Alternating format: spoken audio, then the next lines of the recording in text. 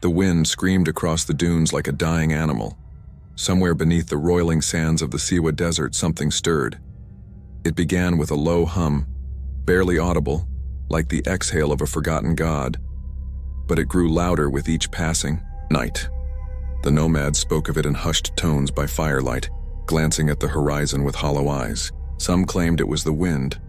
Others swore it was the voices of the moonjackals howling from their sandy graves. Dr. Layla Hassan didn't believe in curses. A respected archaeologist from Cairo University, she had led dozens of expeditions into ancient burial sites. She didn't fear the stories. She had heard them all, curses etched in hieroglyphs, tombs that devoured men whole, and gods that walked with beasts' heads. They were just myths, cautionary tales, nothing more. But when she stepped into the Siwa oasis that evening, something felt wrong. The air was too thick. The sun hung low and swollen, leaking red across the sky like blood from a slit throat. Her team, 6 of Egypt's finest, had arrived to investigate a collapsed temple unearthed by a recent sandstorm. It was untouched, its sandstone entrance jagged and sharp like broken teeth. Layla stood at the mouth of the ruin, the harsh wind biting at her cheeks. Behind her, Malik, her lead excavator, lit a cigarette with trembling hands. "You ever hear of Wepwawet?" he asked, not looking at her. She nodded slowly. The wolf-headed god, guardian of the dead, older than Anubis in some texts. Malik spat into the sand. "My grandmother said he wasn't just a guide. Said he had warriors. The Moonjackals said they drank blood and vanished into the desert when the pharaoh turned against them. She said they're still here." Layla smirked. "And what, waiting for us?" He didn't smile. That night, the wind stopped and the desert went silent. No rustle of palm fronds, no chirp of crickets. Only the rhythmic pounding of drums, distant, echoing, impossibly ancient, carried on the air like a heartbeat under stone. At midnight they entered the tomb. Torches flickered against walls covered in faded glyphs. Wolves with glowing eyes, men shifting into beasts beneath the light of a full moon. Wepwawet stood above them all, carved in obsidian relief, his snout lifted to the sky as though howling. At the center of the chamber lay a sarcophagus of black stone, sealed with thick iron chains and marked with red ochre symbols that pulsed like veins in firelight. Layla stepped forward, her breath fogged in the cold air. She didn't notice the blood dripping from her nose. Malik cried out first, not in pain, in awe. Behind the sarcophagus, a second chamber had been revealed, hidden under centuries of dust and rubble. Inside it, a mural, the Moonjackals clad in black armor, their eyes white and wild.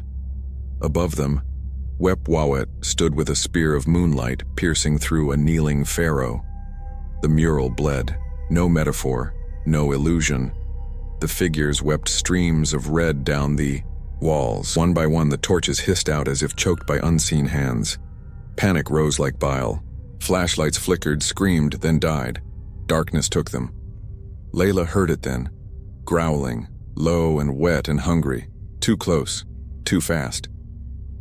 The last thing she saw before the lights died completely was Malik's silhouette being dragged backward, claws slashing through his spine like wet parchment, and from the shadows came the howling. She ran blindly. The tomb's corridors twisted and shifted like a living thing. Her boots slipped on damp stone as she turned a corner that hadn't been there seconds ago. Something behind her skittered and scraped against the walls. 4 limbs, heavy, claws sparking on rock. A wet, rank stench filled the air, part death, part desert animal. Layla didn't scream. She couldn't. She collapsed behind a crumbled statue, chest heaving, blood smeared beneath her nostrils. Somewhere far behind her, the growling ceased. Silence again, except for her heartbeat thundering in her ears. She squeezed her eyes shut. Think. Focus. This wasn't the myth anymore. Something real had awakened.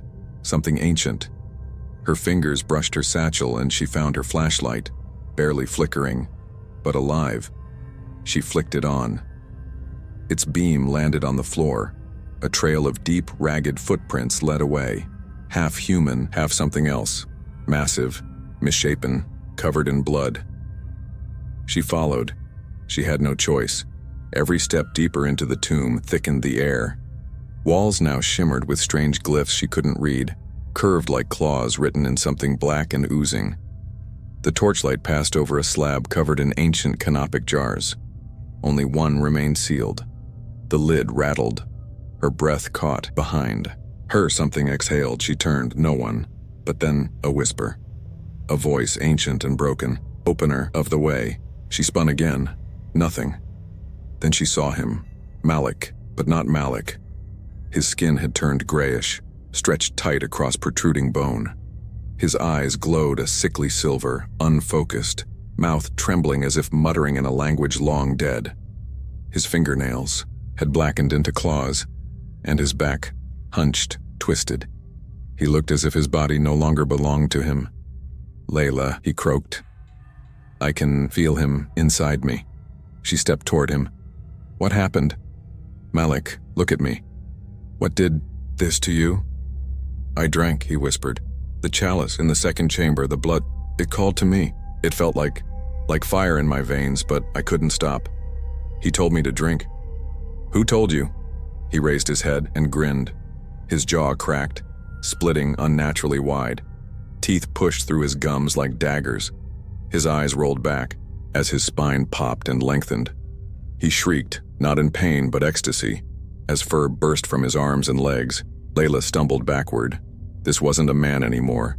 It was a wolf, a thing, a beast of sinew and bone drenched in human skin.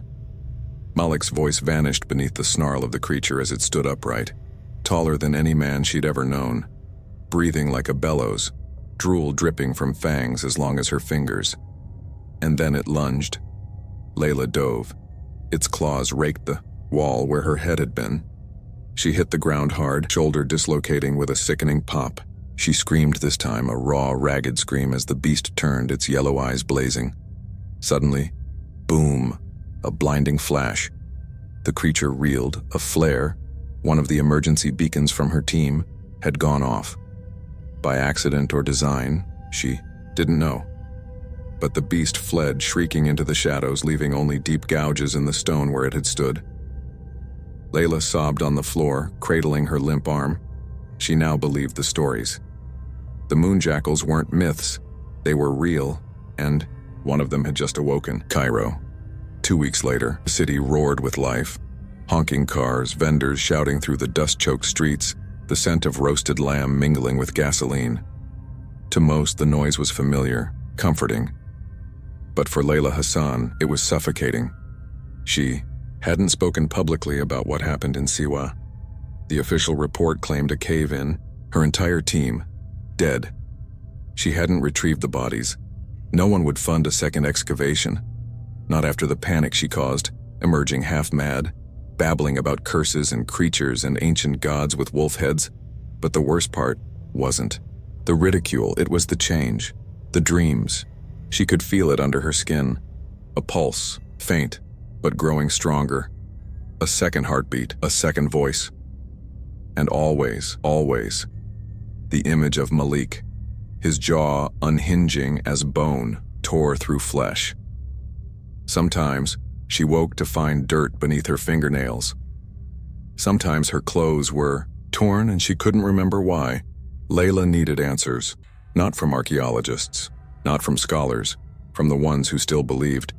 She found them in the old city, beneath the minarets and broken stone archways, in a hookah cafe that stank of cardamom and secrets. The man she met there called himself Idris. He wore an amulet, with Wepwawet's symbol, the wolf and the crescent. His eyes were too calm, too still. "You were at Siwa," he said, sipping tea. "I can smell it on you." Layla's stomach turned. "What do you mean, smell?" He leaned in. "The blood is awakening. You've been marked." She froze. "You're one of them." He nodded slowly. "Descendants. Not all of us transform. The blood lies dormant, hidden in family lines for centuries. But the temple at Siwa, that place is sacred. A trigger. You stood where the pharaoh's curse was placed, and now it burns in you." She clenched her fists. "I don't want this." "It doesn't matter what you want," he said softly. "Wepwawet chooses. and you have been chosen." Layla stood, her breath shallow. "I want to stop it. Stop him before it spreads." Idris tilted his head, studying her. "You think this is a disease? It's not, it's a calling. The Moonjackals were never monsters. They were guardians, protectors of forbidden knowledge. But the Pharaoh feared them, buried them alive under his lies. Malik killed my team," Layla spat. "Is that what your guardians do?" Idris's smile faded. "Some of us lose the war within. The hunger overtakes them, especially those with no guidance. You brought the curse back to the world, Layla. Whether you like it or not, you've reopened the way." He reached into his cloak and placed a bundle on the table. Wrapped in ancient linen, it reeked of herbs and metal.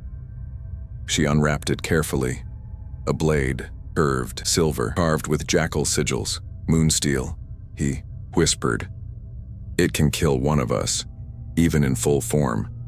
She looked up. "I'll need more than a knife."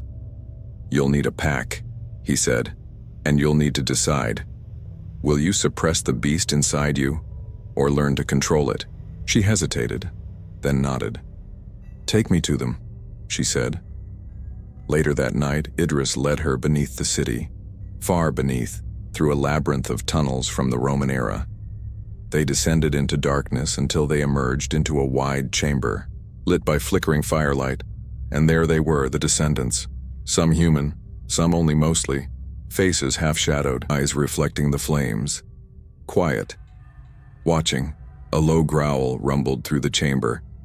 Then a voice, ancient and feminine, echoed from the shadows. "You bring us the one who walked the tomb, the one who bears the curse." An elder woman stepped forward, her skin marked with ritual scars, a golden eye tattooed across her chest. "She is not ready."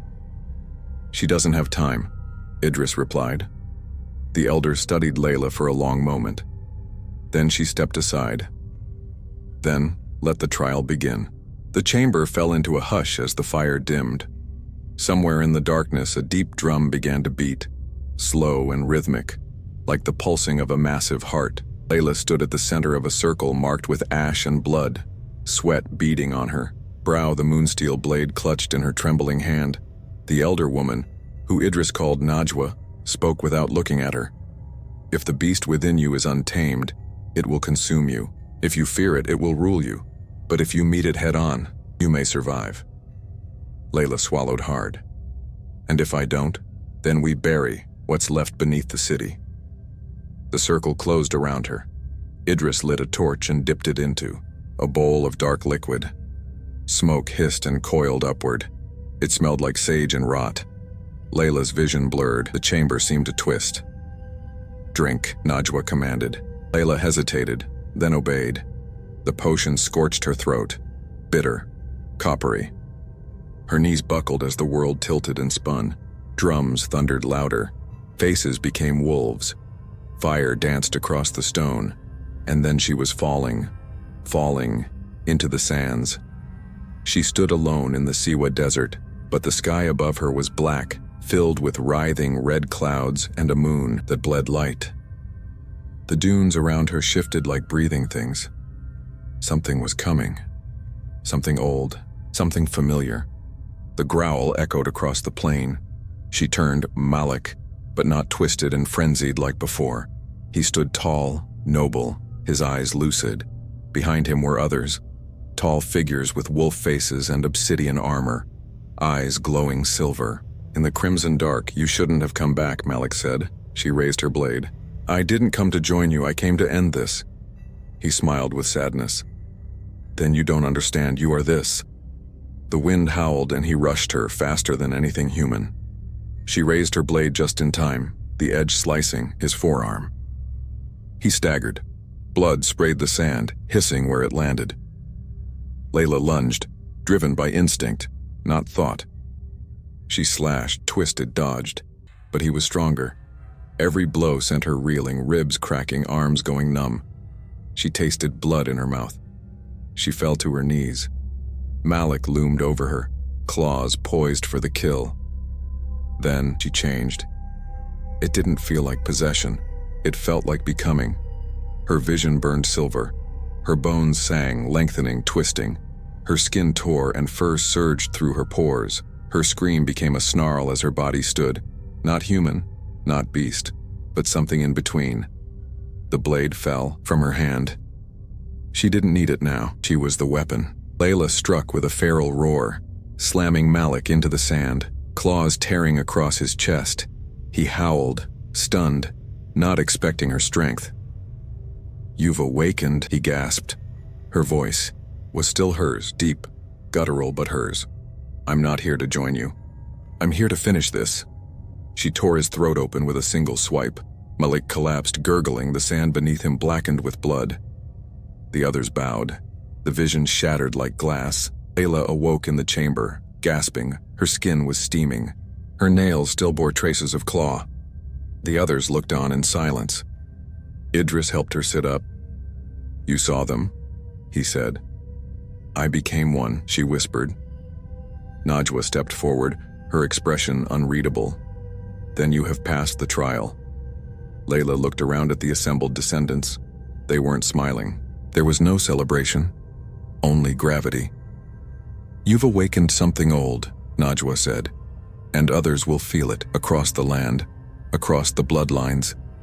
Layla gritted her teeth. "Then we find them." 3 nights later, the sky over Luxor burned red.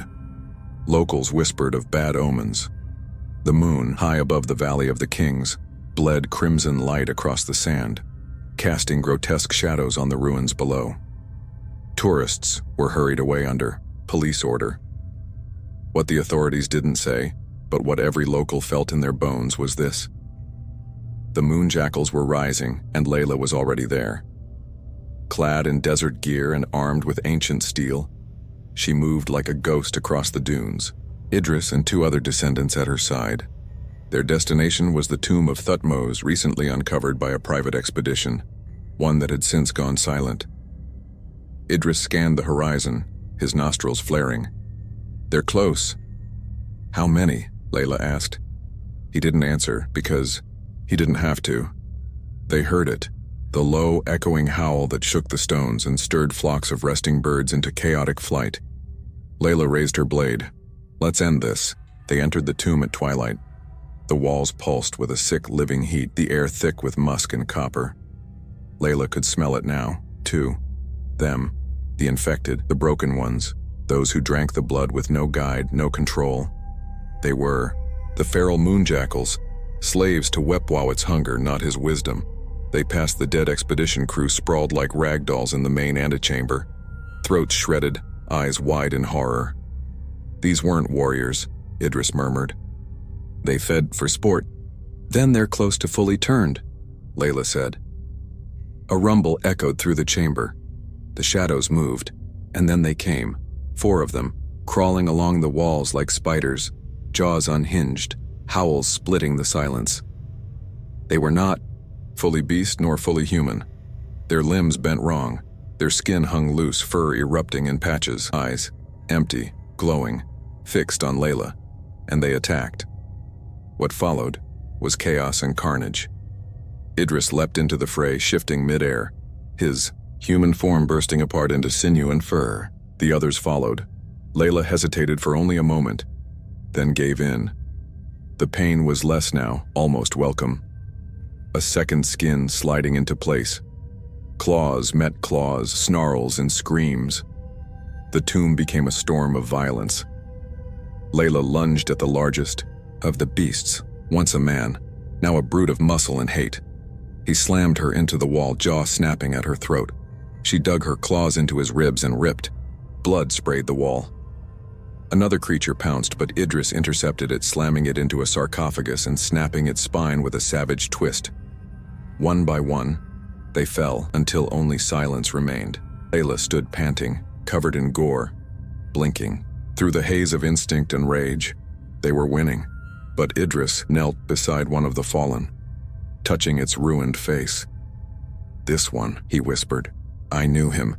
He was one of us. We lost him 2 moons ago. He must have broken." Layla said nothing.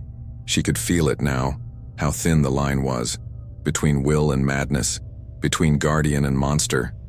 They had a duty, and it was only beginning. That night, Layla stood beneath the blood moon, eyes lifted to the sky. Something stirred in her chest, not rage, not hunger, purpose. Najwa had warned her. The world had forgotten its old gods, but the gods had not forgotten the world. The Moonjackals were waking up, and so were their enemies. Layla tightened her grip on the moonsteel blade.